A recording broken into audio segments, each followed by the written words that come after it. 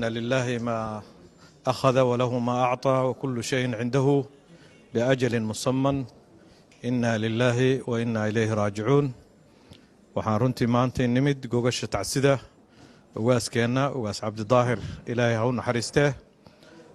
waxaan rabnaa eheladii qaraabadii iyo asxaabtii iyo bahda dhaqanka Soomaaliyeed oo dhan inaan halkaan uga soo gudbino tacsi tiiraanya leh. ugaasku wuxuu ahaa tiirarka dawlad dhiska Soomaaliya, wuxuuna runtii ka soo shaqeeyay nabadda iyo isku xirka dadka Soomaaliyeed.